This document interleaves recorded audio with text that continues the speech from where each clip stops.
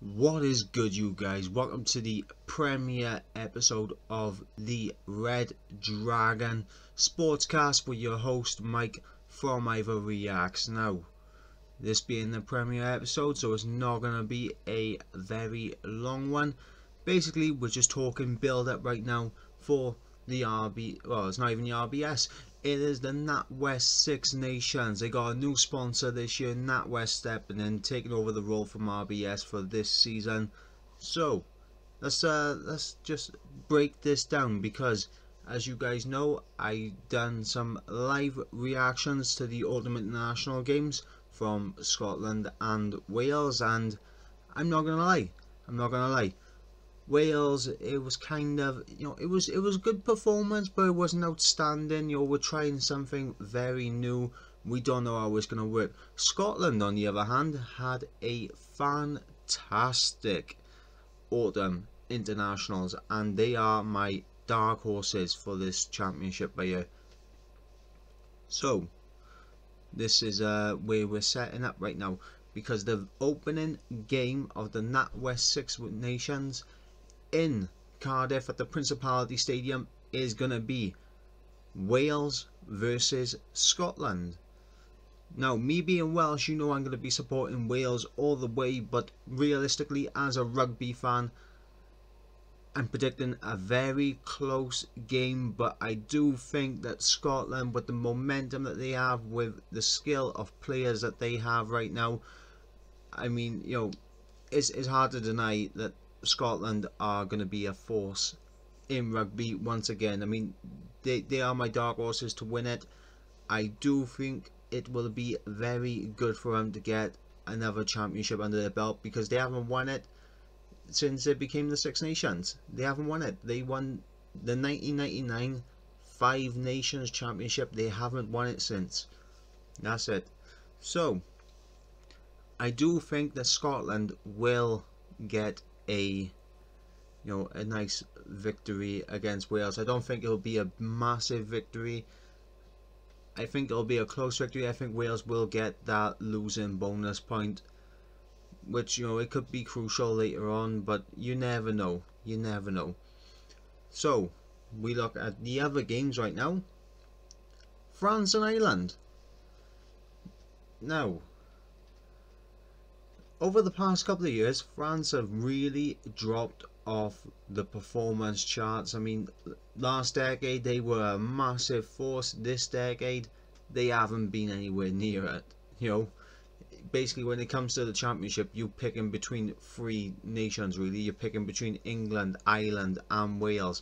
And I'm not gonna lie, while France, they do show up every now and again to show us what they can do, they're not consistent enough to really mount a championship challenge. But that being said, that doesn't mean they couldn't mount one this year. But honestly, I'm gonna have to go with Ireland for this little win by year. I don't think France are gonna lose by a huge amount either, but I think Ireland will gain the 4 points that they're gonna need to kick off their championship in the right manner. And now on to the next game, and I'm not gonna lie, I really don't know how England are going to perform this year, because England, they got their opening game against Italy. That should be an easy 5 points right there for England. If they do not get 5 points, they have underperformed. And I'm not going to lie, England, if you don't get 5 points out of the game with Italy, you're underperforming, right? There's nothing, there's no excuse you can make. But the reason why I say I don't know how to measure England is because if you look at the fixtures that they had in the Autumn Internationals, they are not exactly games you would expect to challenge England. They weren't, they didn't play any of the massive teams. It would have been interesting to see them go up against New Zealand, Australia, South Africa. I think they played Argentina though. I think Argentina was the toughest team that they played. But even though they went up against Argentina, Argentina is not a team that they expected to lose against. I'm not being funny. They had the easier autumn internationals. Probably, you know, they're building up confidence, right? The team is probably on a high right now going into the Six Nations, so maybe that'll carry forward. A massive win against Italy might actually, you know, turn around and say, like, yeah, we're here, we got our 5 points, right? We kicked off in the best manner possible, and now we can press on and do what we gotta do to win this championship and retain the Six Nations championship, because they did not win the Grand Slam last year.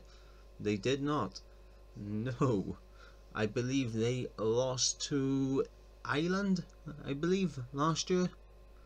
I think they lost to Ireland, because they beat Wales and Scotland, and yeah, there was no Triple Crown winner, there was no Grand Slam winner.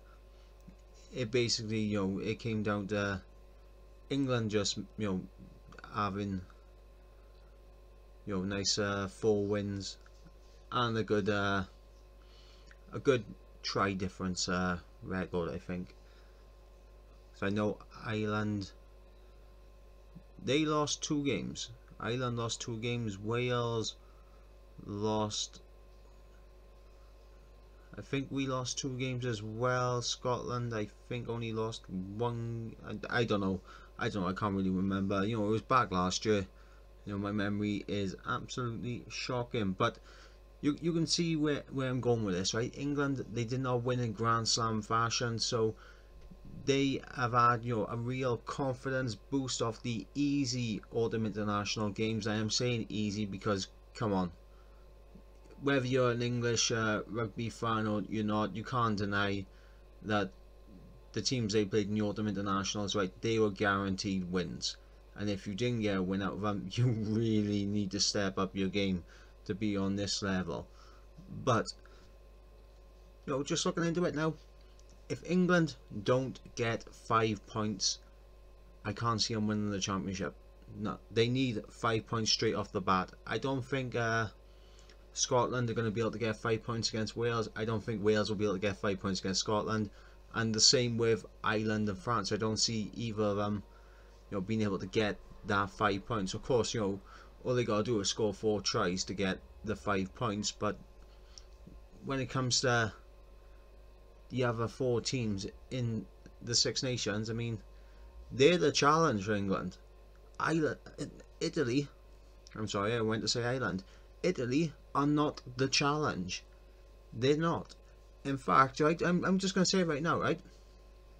Italy should play a game against Georgia, because I personally feel that Georgia deserves a crack at the Six Nations. I'm sorry, Italy, you've had how many years now? I mean, well, you came in 2000.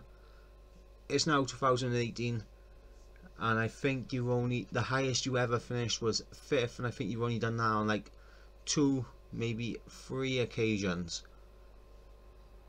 Come on, and Georgia are actually higher in the world rankings right now, so you know, you can't deny that Georgia deserves a crack, and I think they do deserve a crack. I hope they do.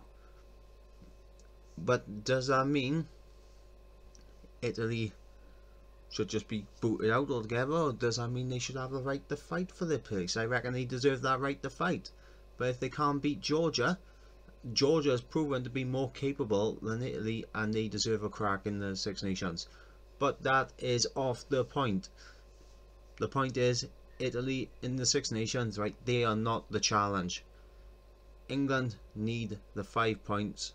They need a great start. They need a massive win against Italy to press on. If they don't, it's not going to happen. Now, my predictions, right? You know, so we got Ireland again, a win, 4 points in the bag against France. I do think France might be able to get that bonus point depending on whether they turn up or not. If France turn up ready to play, they will get that bonus point, and they could even challenge for the win. If France don't turn up, then anything can happen. Anything can happen. Wales, they got this new style that they're trying out, and you know, you've seen it in the autumn internationals. They've done some decent performances in the autumn internationals, so we will be seeing this style kind of adapted into the Six Nations. a bit more fast pace, a bit more ball in hand, a bit more running, looking for the gaps, trying to break through defensive lines and get over the game line. We are looking forward to seeing that. Will that be effective in the Six Nations? I don't know. Wales have always had an immense defensive line.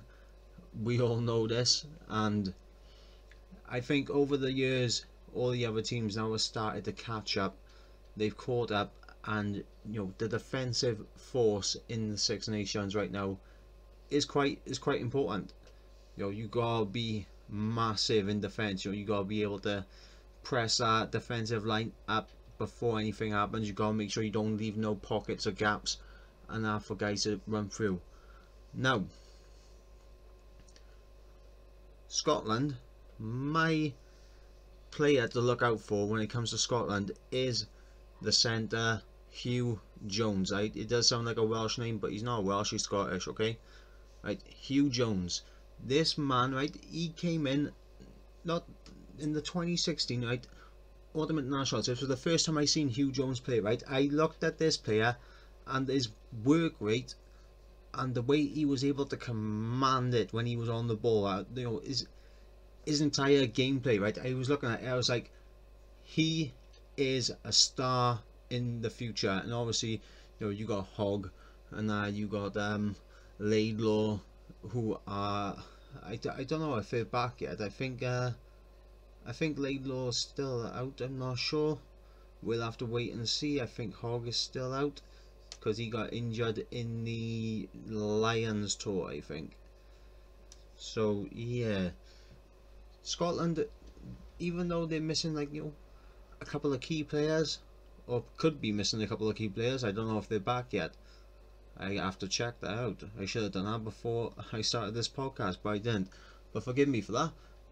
So if they're back, Scotland will be a hell of a force.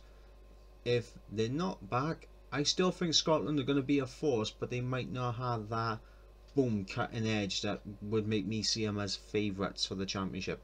I do think, however, that they are in contention.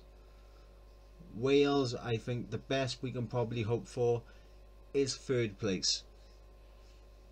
That is my pre-Six Nation prediction for Wales. Third place at best. As long as we stay ahead of Italy and potentially France, I think, you know, fourth, depending on which France turns up, fourth I think is a very realistic prediction. Third obviously means that we have to beat Ireland, which we are capable of, and you know, we're capable of winning the thing as well. You know, we're capable of winning the entire Six Nations, but I don't think, I think the momentum is on Scotland's side, the momentum is on England's side. Ireland, I think they're kind of similar spot with Wales right now. You know, they got a bit of momentum, they're getting that buzz going, and there could be some upsets. But here is my prediction for the championship altogether, because I want to see them do it.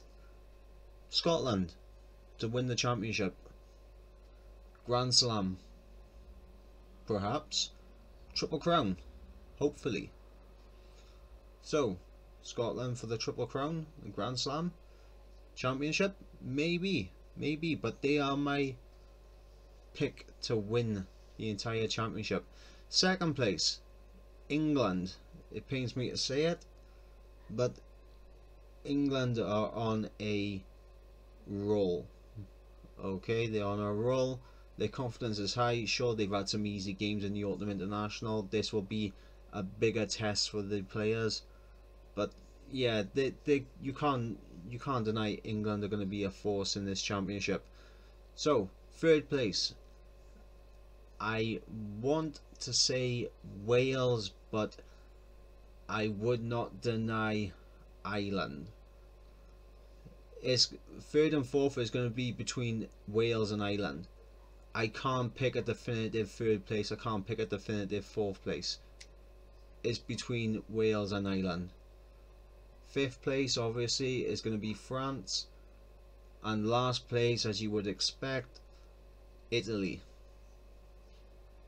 That is my predictions for the NatWest Six Nations. Now, when it comes to the reactions to these games, I usually live stream them, but I'm not gonna live stream them this time. I'm gonna record my reactions and then upload them later in the day. So you guys will be getting my reactions, but they're not going to be live streamed. There will be no visual content of the rugby and I guess put in the videos because of copyright issues and everything. We can't be getting me a copyright strike over the sake of live streaming a game. But yeah, we're gonna keep these podcasts going, and also next week we'll be discussing the results and everything that happened from this week's opening round of the Six Nations. We're going to be discussing football. We're going to be discussing whatever sports is on, and we're going to keep it going. We're going to keep pressing on, and hopefully this podcast can continue to grow. So thank you guys for joining me. I have been Mike, and you have been here in the Dragon's Lair for the Red Dragon Sportscast opening episode.